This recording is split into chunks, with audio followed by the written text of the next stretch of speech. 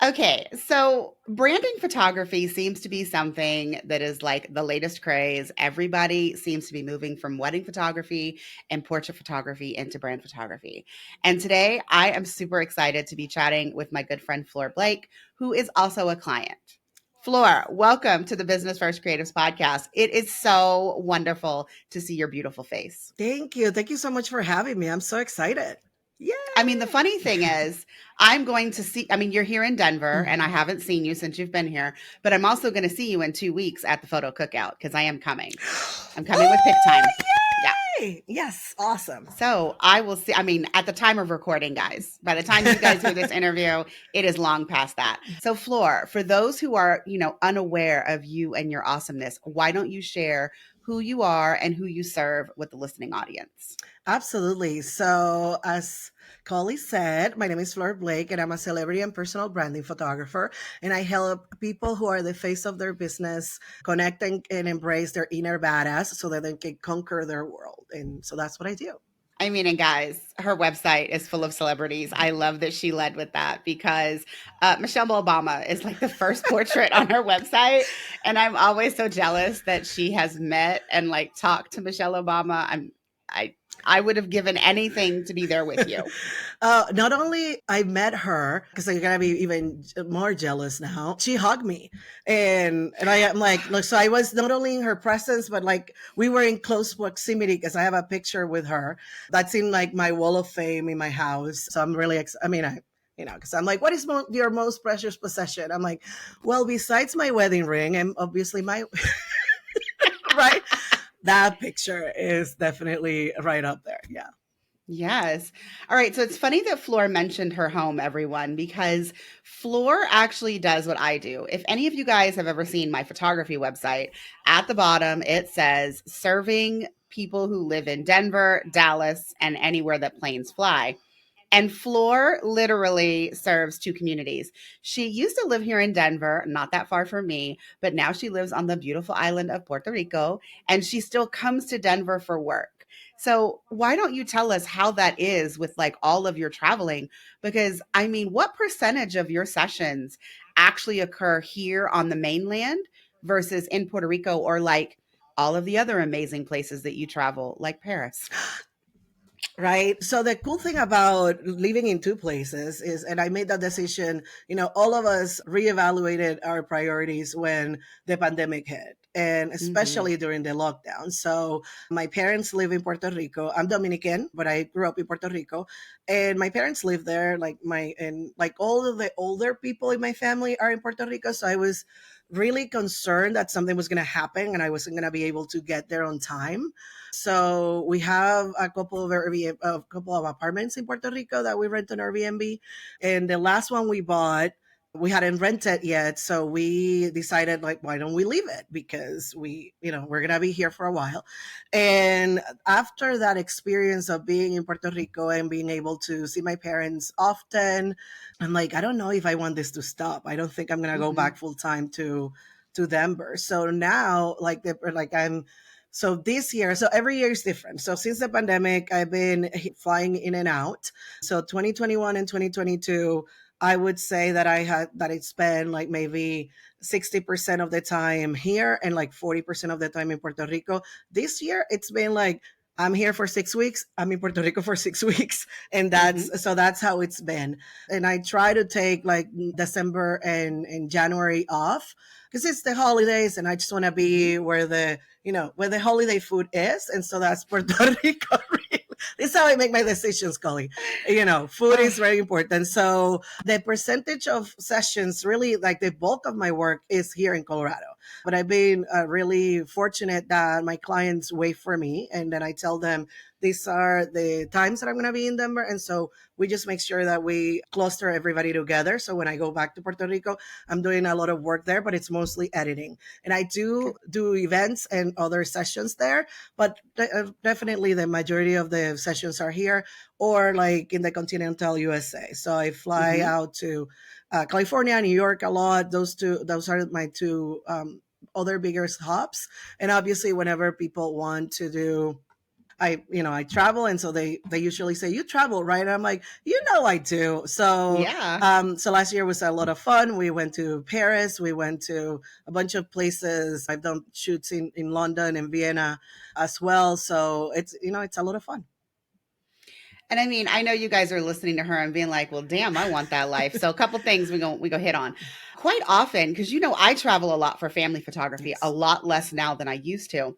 But I feel like I'm going to ask you the questions that everyone always asks me because I know that your answers are very similar. And now they're going to know that I'm not the only unicorn that does this.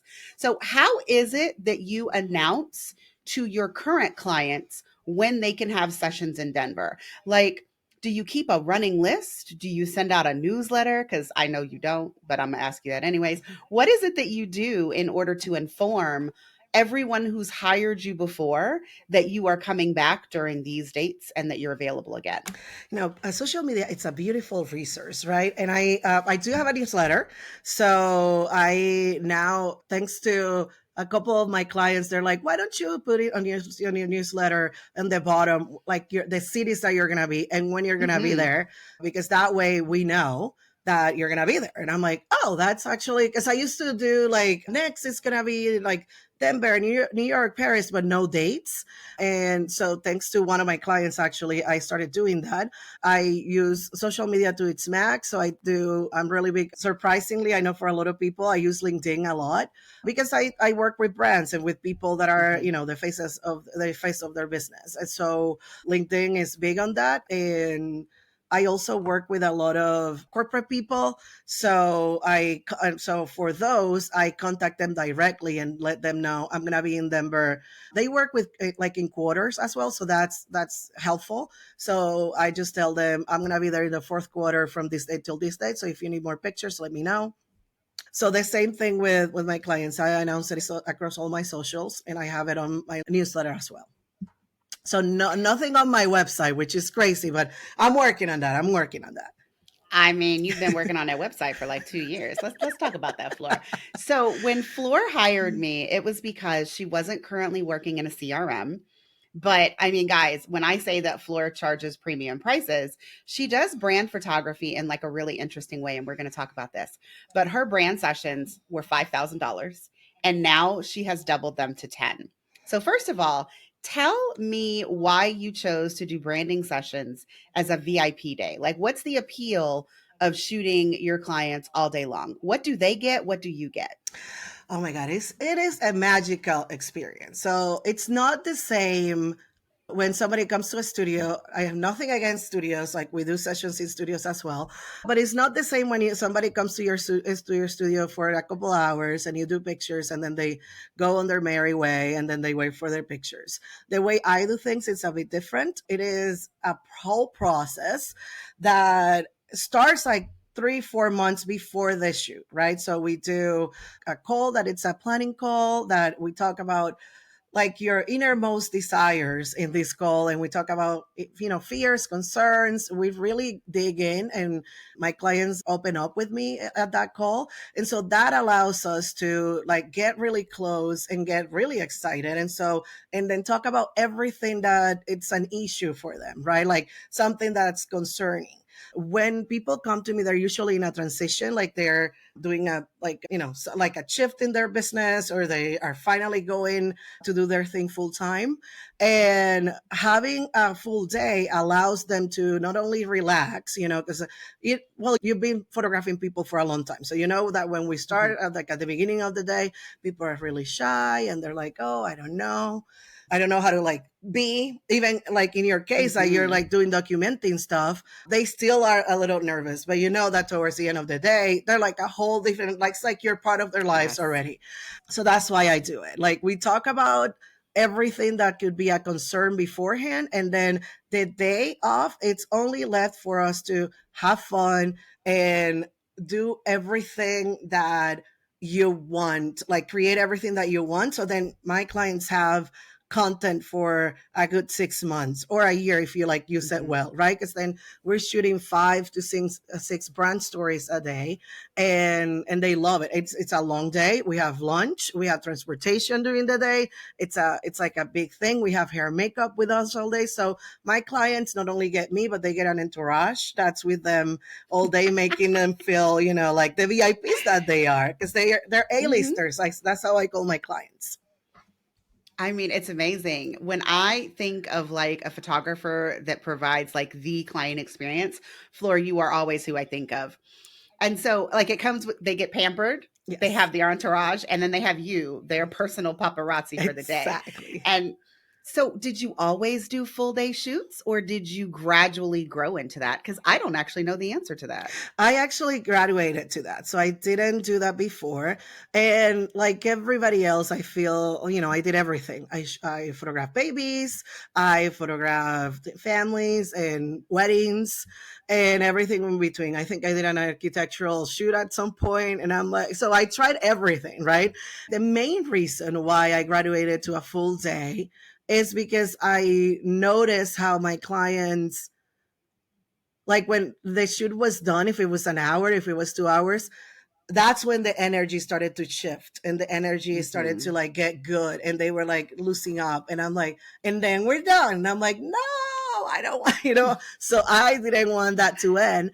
And I did it also for myself as a way to, because like I didn't start as a like savvy brilliant business person. I'm gonna You don't say. and then I'm like, and even like one of my clients is like, you gotta, because I will like extend it because I noticed the shift in their energy, and I wanted to tap into that to get them more pictures that they would love, and also for me, because then if they have pictures that they look excited and that it's Yeah. capturing their essence, then I can like then show those pictures on my website instead of the pictures that they're all shy that I took at the beginning. So I was like shooting myself in the foot, extending these shoots to 3 4 hours for the same money, and I'm like, wait a minute, like this can be different, right? And so that's how that started, because I'm like, maybe I need to be charging for these three Hmm. extra hours that I'm with this person, and like figure out a way. And then I thought about what would I want. And Yeah. in my case, I know that like we have to outprice ourselves and like and who our clients are. But like I'm my own client. I want to be pampered. I want to have my hair and makeup done. I want that person to stay with me the whole day because I don't know what I'm doing. Like I put lipstick on and look at me. Like that's it. And I literally wear my glasses. I need glasses. So it's not it's not a It's not a fashion fashion it's not a statement. fashion Hmm. statement. However, I do use colorful glasses because they serve as my makeup. Right? So I'm like, it's just my eye makeup, and then I put lipstick on. So I am my own client in the sense that I want, and I also want everything done for me. I don't want to have to think about logistics. I don't want to have to think about where I'm going to park, what I'm going to eat. Like I want everything taken care of for me, Hmm. and that's why I hire you, right? I'm like, can you just set up this for me, and then we'll go from there. And that's why. And then when I started, I was scared, I was scared that this was not gonna fly. And then when I explained that to you, like to the first client, it was really surprising. I grabbed the phone. I was in like I was waiting for a technician to come fix the AC at one of my apartments in Puerto Rico, and the phone rang, and I grabbed it, and it was somebody that had referred me. And I started talking to this woman. That was like the first time that I pitched this idea, right? And then I said, and that day is $5,000. And they're like, great. And so when are you available? Like that. And I'm like, what? You mean I could have been doing this whole time? Yes. And that's how we started. Like it was a random call that I had, and I went for it, and the rest is history. So now I'm double. But but that first one was Yeah. like 5K, and it was amazing. I mean, and it was hard to get out of your mouth, but the moment that she said, "Okay, when are you available?" You're like, "Oh my god, this works. There are Exactly. people that will pay me this $5,000." Yes. And Guys, part of my job, I mean, we're going to get a little off tangent here, but part of my job of setting up people's systems on the back end of their business for one of my VIP days is they have to explain all of their business, like every single component, how you get clients, how you treat clients, how you book your inquiries, like all of these things. And when I sat down and I thought about all the things what Flor was doing, I know all of us are like, ooh, 5K, that sounds nice. I was immediately like, when are you going to double this? Mhm. Because I mean, she's flying to New York. She's setting up all the transportation. She's setting up, catered lunches. She's spending a lot of time ahead of the session, like she said, in order to get to know her clients, to figure out what the brand stories are. Then she has to scout the locations. I mean, when I tell you, when she laid out how much pre work she did, I was like, like I'm gonna give this to you in like in 6 months. Mhm. I want to come back to you and I want you to tell me. I mean, and maybe you don't double it. Maybe you go to 7,500 so Mhm. that you can feel a little comfortable. And then when someone says yes, then you jack it up to 10K. But I was just like, this is a lot of work, Floor. And the photos that you are producing are amazing. You have the social proof and the images to back it up. So I apologize for getting off track. But like Floor is definitely like the perfect person for me to explain. Like when I tell you to raise your prices, I am being as honest as I possibly can. If I don't think you should raise your prices, I'm not going to tell you to raise your prices.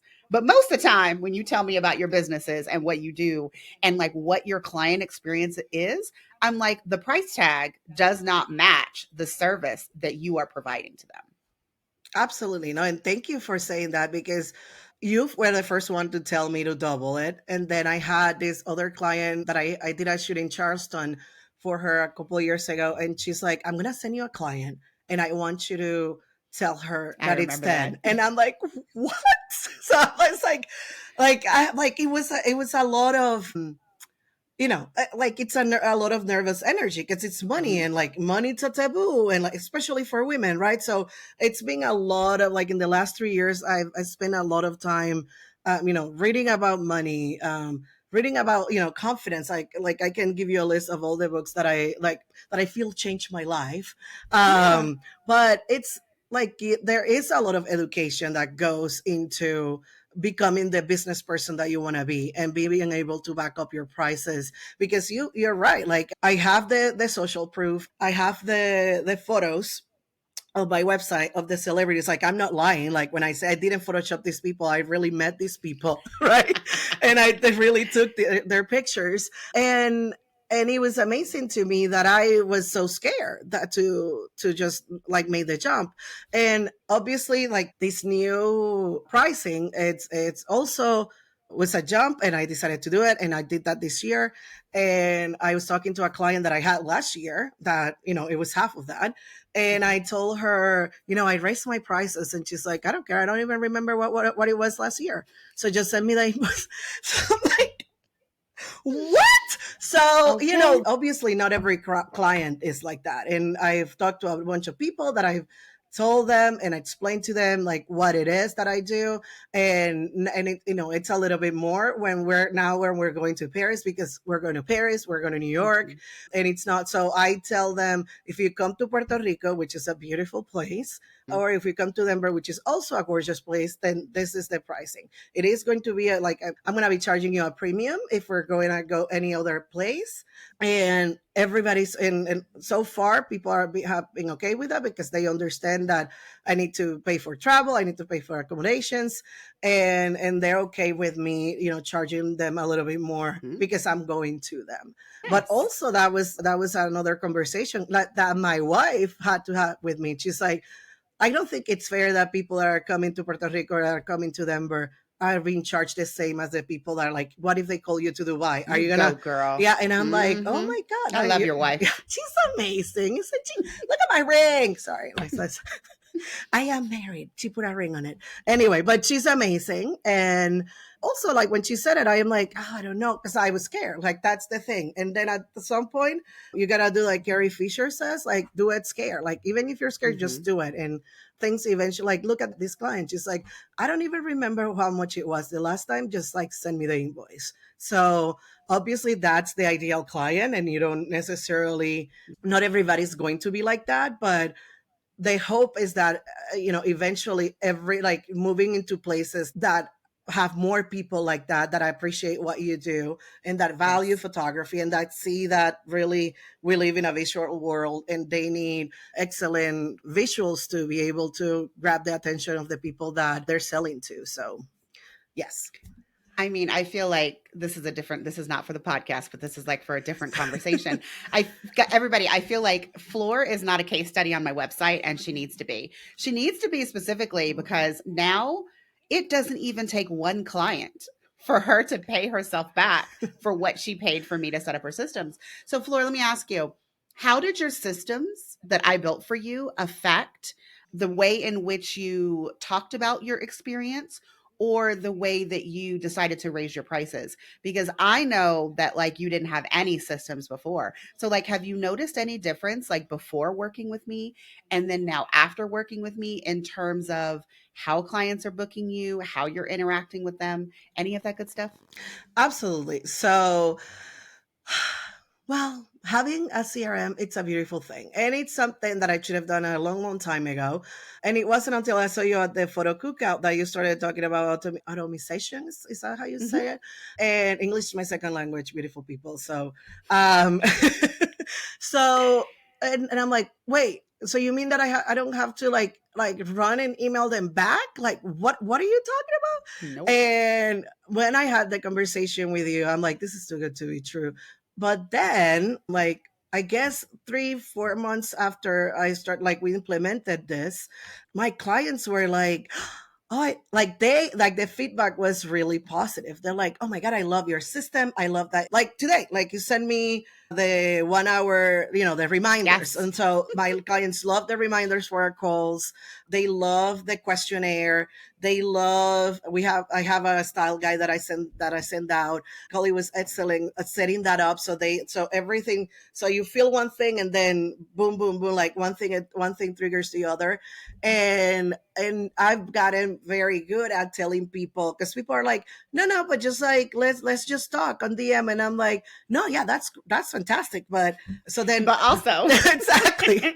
So then I figure out a way, and then I had another conversation with you, and I'm like, can you make me a calendar link that I can, so that that's not linked to my website, but that they can link and then they can put their information. So whenever I see that I have people that DM me and that want to have the conversation offline, I just send mhm, them that calendar and that puts them in my system.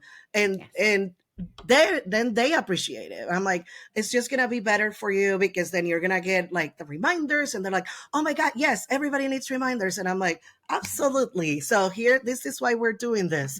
And also the proposal, like Oh, that thing is beautiful. Like I send people, it is beautiful, like visually looking beautiful, but it's also mhm, beautiful in the sense that everything is right there. So I have my proposal with all of the information, with the summary of all the information that we just talked about. Then they go in, they fill out their information, then they have a contract, and they have an invoice, and then that's it. And that is beautiful. Like it's also like I don't have to remember to send them a contract because it's right yeah. there. I don't have to remember to send them an invoice because it's right there. And then there's testimonials in there. So even if they were like, oh, I don't know, then they see the proposal and they see the testimonials and they're like, and they get excited again. And I just share this because this is exactly what my clients have told me. Like, oh, and then I saw the testimonial and I was about to like quit, like not do it. And then I just did it. And I'm like, I whoo. mean, social proof. So sure, Social yeah. proof will sell your services for you. Hmm. And so I tell people, like, there's no such thing as too much social proof. I want to see it in your emails. I want to see it in your proposals. I want to see it on your website. And like, since working with you, I've actually done a few podcast interviews where I keep telling people, yeah, the same stuff that's on your website is what needs to translate over into your CRM. Hmm. Like, there is no such thing as repeating yourself too many times when it comes to social proof because it builds their confidence that you know what you're doing and that you are going to provide whatever service it is that you're promising. And when they're seeing, the results that other people got, they're like, oh, wow, like I need some of that in my life. And I'm just going to say one more thing. Like, I feel like in your case, you needed premium systems to match your premium price tag. Like, Point blank. I mean, Yes, you're right. I love that your clients are giving you that feedback because you are dealing with like a slightly, I mean, maybe elevated is a bad word, but you're dealing with a different type of clientele. They are the CEOs of their Mhm. companies, they are the marketing directors. Like these people are used to just seeing what it is that they need and just hiring it. Like they're not going to go back and forth with you and haggle on price and those kinds of things. So I feel like you're at a level where you just need to present your offer and basically the systems and the proposal and your social proof and all that good jazz just does the job for you. All you have to do is make sure that they've met you because you are a loud woman, just like me, so that they are not shocked when they come to the session and they're Yes. like, oh my gosh, you are the same woman that I met on the consultation call. This is Mhm. awesome. I loved you then. I love you now. Absolutely, and you are 100% right. I This is why I also show up on social media, right? Because we have to show up on our socials. We have to show up on our stories. We have to do like we have to evolve and change with the world, right? And so that also allows me, so I do a lot of the stories of my behind the scenes, Hmm. because then people know. I know that when I've talked to some of my clients, like even when like we are in the session, I'm like, oh my god, you look so gorgeous, like the light is hitting you perfectly. And one of them said, oh Flor, you said that all the time, I've seen your stories. And I'm like, and it's never not true. So, Okay. okay. So she was like, okay, that's true. That's true. You're right. You're right. I do look great. And I'm like, absolutely. I'm not making this up. Like I have the hair and makeup person here to make sure. And then we talk about what you're Hmm. gonna wear. So absolutely, you are like, people get to know me like within my, like in my socials, because I want them to like also know like what the experience is Yes. before. And like I've gotten people say to me, you're not like other photographers. And I'm like, what do you mean? Tell me more. Tell me more. And they're like, well, not everybody like tells me like how to pose, like things that are Hmm. like that are absolutely ridiculously obvious to me that you have to do. Like telling people how to pose, telling them how gorgeous they look, like making sure that like your necklace is not crooked, like things like that are small details that people really appreciate. And then that really just takes you to the next level. Like people are going to talk about the experience that you provide, because you are making them feel safe and Yes. secure, and they trust you when you do things like, oh, let me fix your necklace, or is it Hmm. okay if I touch you? I always ask people if I can touch them, because you don't know, like you don't know, like, Yes. so like asking for permission, create a safe space for them so that they can open up and really blossom into this person that then is going to give you amazing pictures that you're going to put all over your socials, right? And like get you more clients. I don't know And if you had asked me a question and I answered it. I don't know if you I totally answered it, Flora. okay. I mean, you totally answered it. And the thing that I was thinking of the whole time that you were talking is that you and I do our sessions in a very similar way, even though I am photographing families in their houses and you are photographing like brand you're photographing business owners like in multiple different kinds of places because I do ask permission. But the funny thing is I show the behind the scenes, but I also warn them when I get to their house. I hug everyone.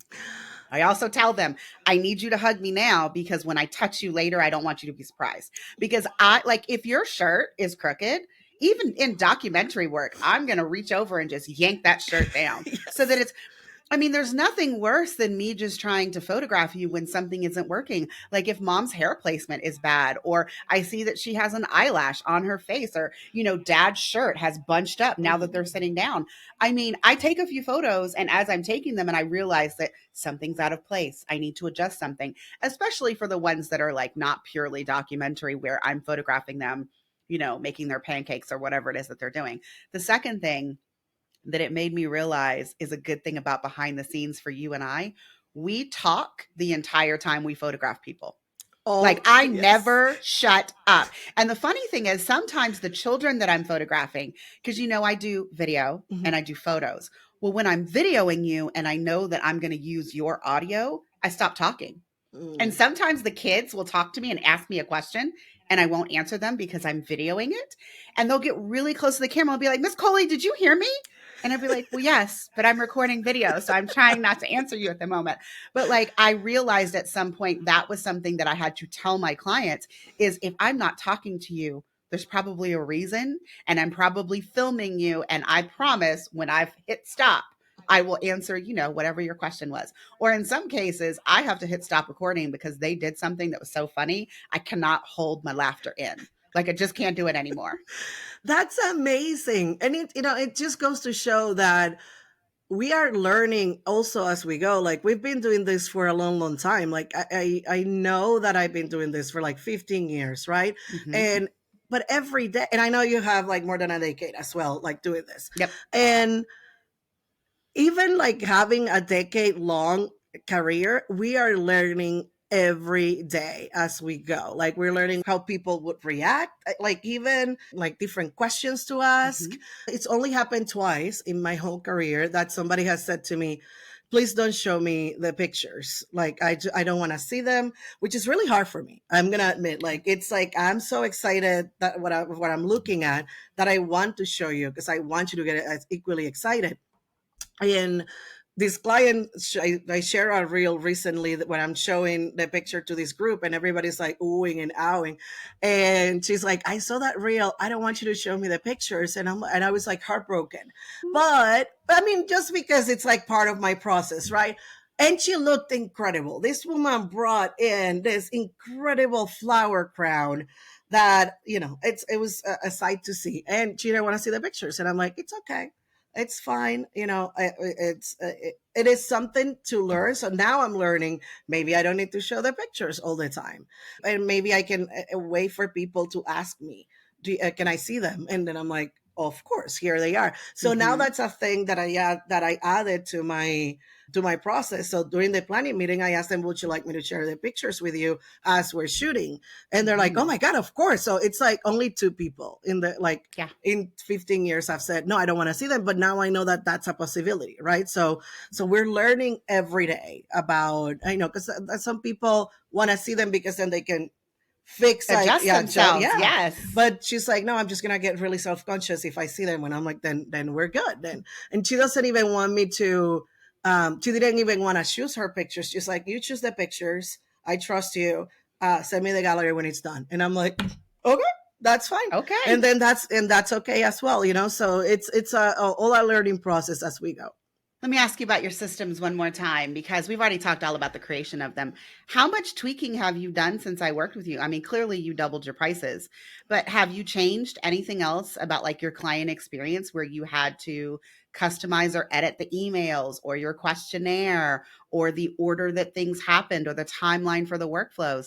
I mean, because it's been a good 18 months. And Hmm. I recommend to all of my clients that at least every 6 months, you should be checking in on your systems to make sure that they're still working as you want them to. So, what kind of tweaks have you made?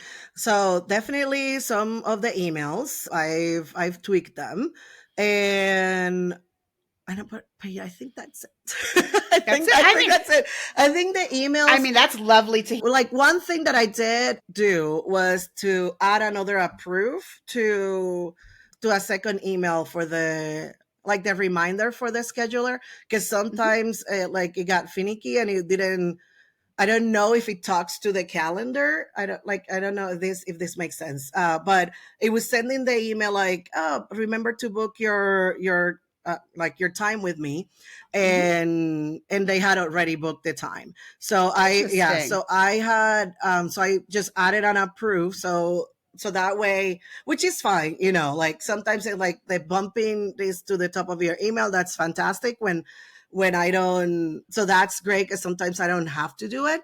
But so for some of them, the approve is there. So then I can go in and, like, yeah, send that out because so that's like the only tweak I've done besides, like, changing the subject of the emails. But, for your suggestion, because you said, like, it says Flor photography at the beginning, then we don't know what email we sent out. So now that part Mhm. is at the end. So that's Nice. basically it. Well, and I recommend, and I don't think I've ever said this in the podcast. I do recommend for some people who are sending emails out specifically to like business people that they have a lot of emails to sort. And so if you include your brand name in the subject line of all of your emails, they'll be able to search for your name and quickly see all of your emails. I mean, I know you can do it from the two, but like Hmm. I just think that having it in the subject line just helps you be more accessible when they are searching in their email for like that last email when you sent, the preparation guide or Exactly. the questionnaire reminder or any of those kinds of things. Flor, this has been an amazing conversation. I am so, so happy to hear how well your business is doing.